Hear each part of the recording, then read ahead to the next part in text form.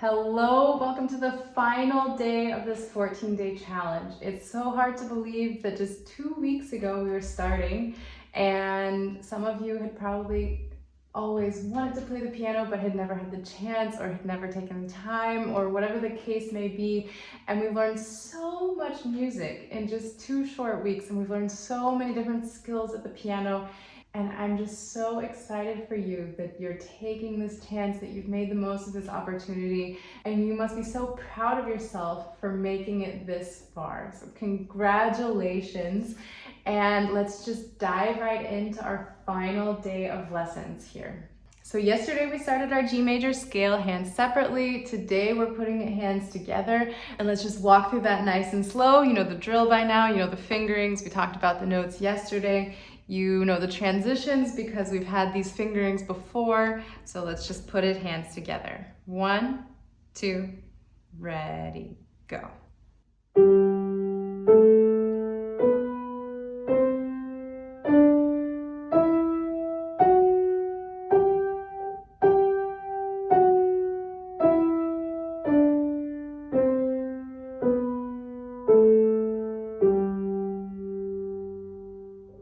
And from there, let's move into our G major improvisation. So today I'll show you again a different pattern, the same chords that we talked about yesterday. Just to review really quickly, we have G major that we learned yesterday, G, B, D. And then we have E minor, E, G, B, C major, C, E, G, D major, D, F sharp, A. And then we just go through that cycle as many times as you want.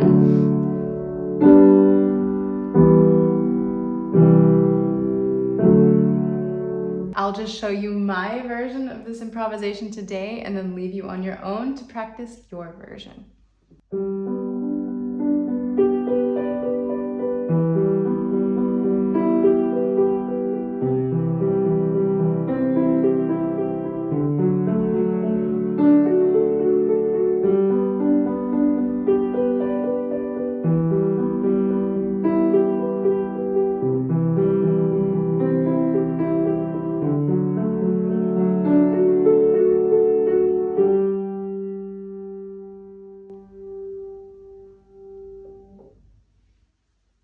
Here's one last round of rhythm drills to finish up the challenge. Since it's the final day of the challenge, I'm not going to give you any help with these rhythms. I'm going to take a fairly quick tempo, and this is your chance to test how much you've learned from all of these rhythm drills. 1, ready, go. 1, 2, and 3. 1, 2, and 3. 1 and 2 and 3. 1, 2, 3. And 1 and 4 for a time. 1, 2, ready, go. 1, 2, and 3 and 4. 1 and 2 and 3 and 4. 1, 2 and 3, 4 and 1, 2, 3, 4. We have one last song that we're going to learn by ear. Today we're doing Oh When the Saints Go Marching In. It's again a melody that you probably know or you've heard somewhere along the way. And we actually have 2 options. I'm going to give you 2 options on how you can start this today. You can either start on C or on G, because those are the 2 major scales that we've learned. And so that means that when you're starting on those notes that you're actually playing in the key of C or in the key of G. That's not always the case. The starting note is not always the home of the key necessarily. Today that is the case. As always, let's work through the melody a little bit. I will play starting on G so that we're branching out a little bit, and I'm going to give it a try with the left hand. So we have dun da da da dun da da da dun da da da dun dun dun dun dun da da da dun dun dun da da da dun da da dun dun dun dun dun is the melody. So da da da dun. Maybe you hear if it's a step or a skip at the beginning. Da da da dun. Let's try stepping. No, that means we're starting with a skip, and after that we're stepping. Da da da dun. And then that repeats. And again. But now something different comes. Da da da dun. And maybe you hear that it's not stepping until here. dun, da da da dun.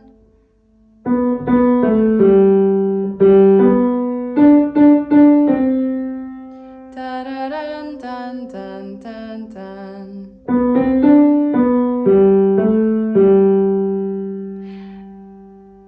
So it's a pretty straightforward melody. It's a lot of stepping with a fair amount of skipping mixed in. It's not just steps like Mary Had a Little Lamb or one of the first pieces that we learned with music, Ode to Joy.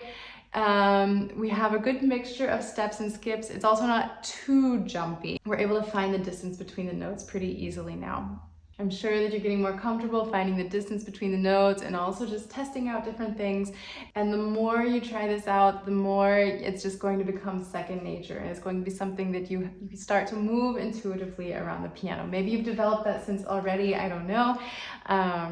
But do let me know in the comments below how you feel that's coming along. I am really interested to hear how you're progressing and how you're feeling with all of these different topics.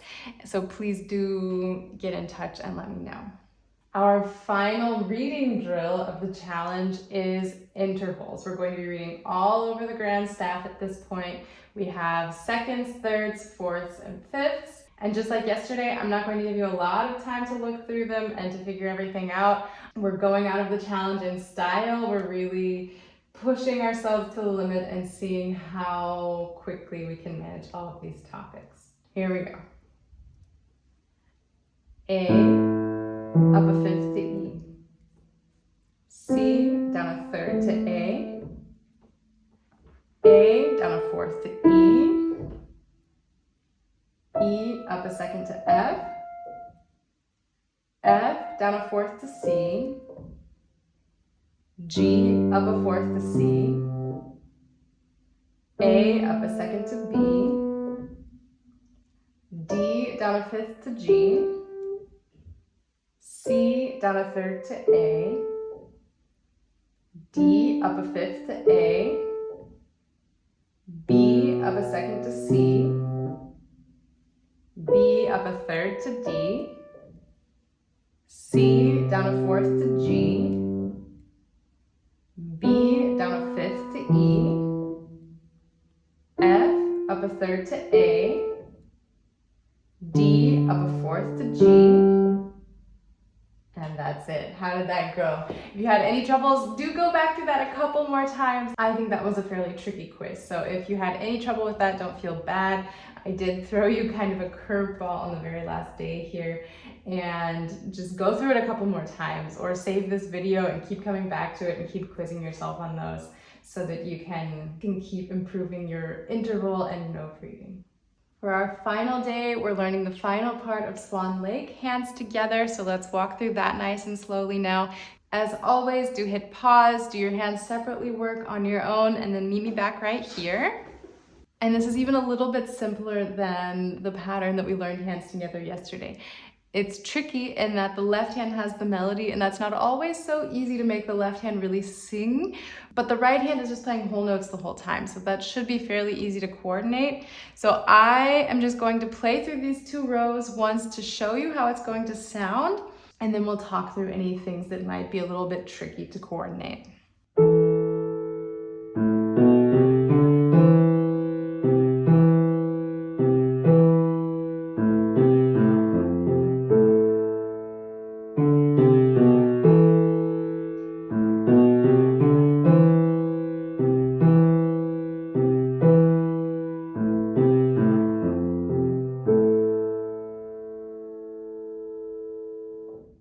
I have to say, it does feel a little bit weird playing this hands together. I think it's just because it's so unusual, even for me who's been playing for, I'll let you guess how many years I've been playing and how many years I've been teaching. For a while, and I've practiced a lot of different repertoire, and I've had plenty of things where the melody is in the left hand. It does feel very strange to have something that's so active in the left hand and so stationary in the right hand. It's really an unusual feeling, I have to admit, but it is worth it. It's such a beautiful melody, and I think the left hand really deserves this chance to be able to, and it sounds so nice down there too, because you can really imagine a cello playing and how that would all fit together. and that the violins are the ones that finally just have these long notes. And do go listen to the full orchestral version. It's such a beautiful work, and you can really imagine a lot of things here as a pianist, so that's fun. So I'll just talk you through it a little bit. I think that's the easiest way to do it, because there are some things that just feel a bit weird. It's not, the coordination in and of itself is not so difficult, it feels weird that the left hand is so active and the right hand is not.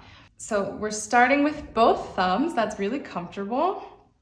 We have 1, 2, 3, and 4, and 1. Third finger on the right hand. And then here the finger switching feels quite normal when we're playing left hand alone, but the hands together is a little awkward. Here we're switching to the fourth finger as one of your options. The thumb slides over. We have both thumbs, but the left hand thumb is moving. And then it's just like before.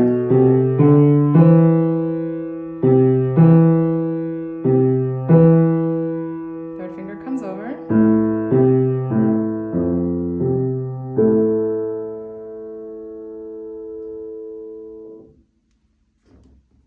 As we've talked about 100 times by now, just start slowly. If there's any spot where you get hung up, do isolate those spots.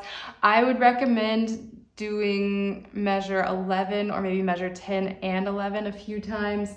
And then of course 15 or 14, 15, and ironing everything out there. But beyond that, I think the coordination is pretty straightforward. It's just it's this sort of patting the head, rubbing the belly, right? And it feels very off kilter to have so much in the left hand and so little in the right hand. And then to wrap up, I'll play through this for you once and maybe talk through 1 or 2 more details, and then we'll be on to Scarborough Fair, and then you'll have made it all the way through this 14-day challenge.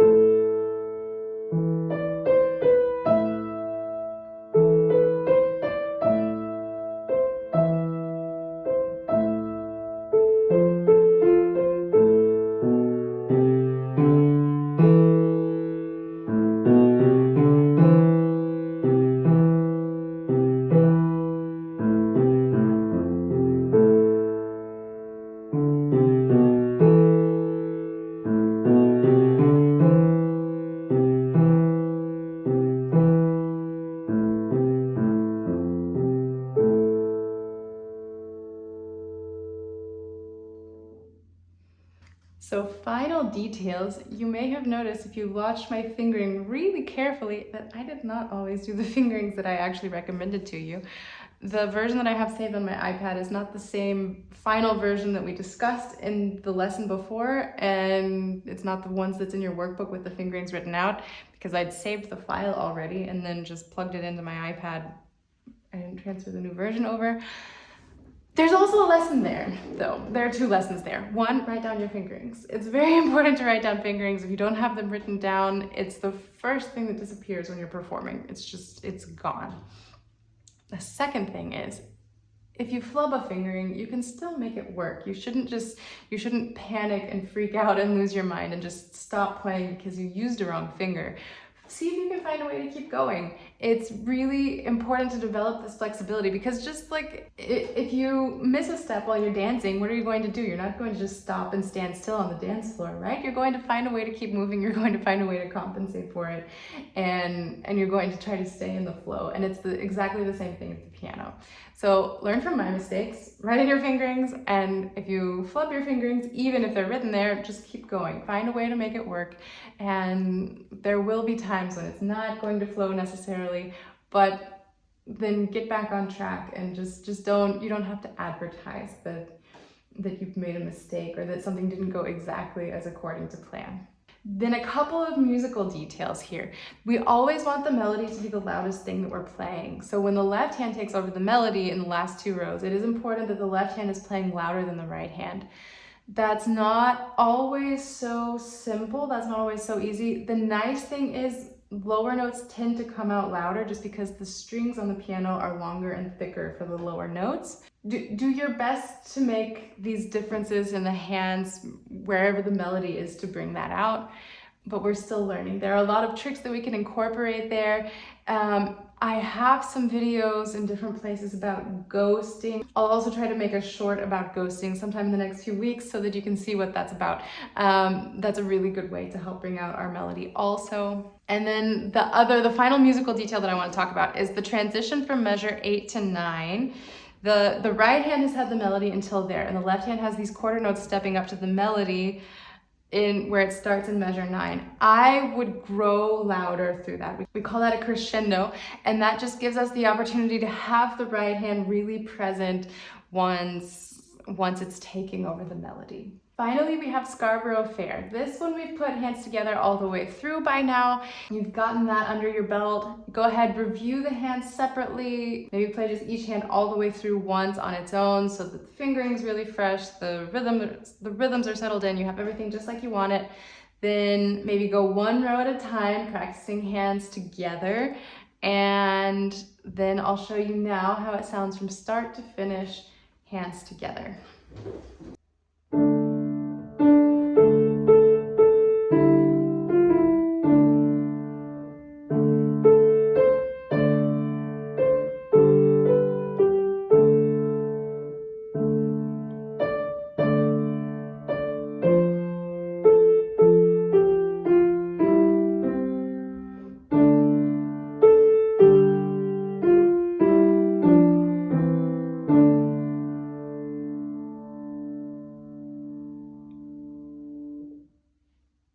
So that's maybe a faster tempo than you're playing right now, and that's fine. We don't perfect big pieces like this in just 2 or 3 days. They do take time. They take time to grow. They take time to kind of settle into a tempo. So do be patient with all of that. Just use the same practice steps that we've talked about in detail over the last 14 days. Going slow, looking for patterns, thinking about fingerings, working through hands separately, working in chunks, going slower than you probably think you need to. And then how do we get a piece up to this tempo? Because it actually is quite fast. 1, 2, 3, 1, 2, 3, 1, 2, and 3, 1, 2, 3, 1, 2, 3. Just bit by bit. Every day, test it out, choose the tempo that you want to go, choose the tempo that you think sounds nice, and just give it a go. We don't make an omelet without breaking some eggs, right? And you're not going to perfect a piece without playing some wrong notes along the way. You're not going to master a piece without flubbing some fingerings every now and then, without playing some wrong notes. It's all part of the process. And I hope that's what you take away from this 14-day challenge, is that if we work in a really clear, structured way and we have the tools to learn things kind of step by step and in a really coherent, organic way, that we're developing our ear and we're developing our rhythm and we're developing our reading and we're developing our technique, and it's all bit by bit. And of course, in 14 days, you're not going to be playing in Carnegie Hall, right? It's the beginning of a lifelong, beautiful journey. And my goal for you with this 14-day challenge was that you could develop the skills that you need to be able to read music independently, to understand rhythms independently, to be able to work through those on your own, and to be able to receive a score, to be able to say, okay, I know how to work through this, even if it's a lot of information.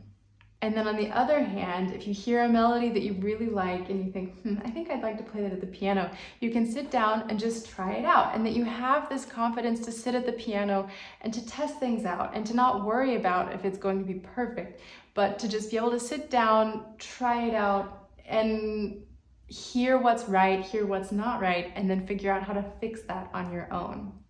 If you're interested in working with me, I am releasing my very first online program in the summer of 2023. It's my very first online program that it's called Piano 101. We are picking up right where this challenge leaves off and just moving forward with these skills and developing them further, to learning new pieces, learning more things by ear, learning more rhythms, learning going much more in depth with technique and pedal. Those are things that we address a little bit more passively throughout this challenge. They're things that do need to take on an active role the longer we play.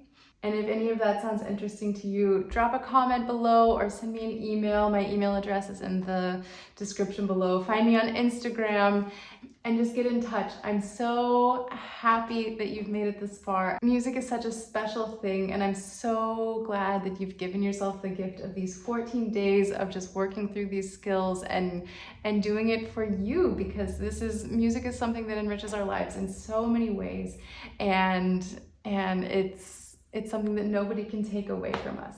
So you've made it to the end of the 14-day challenge. Congratulations, but this is far from the end of your musical journey.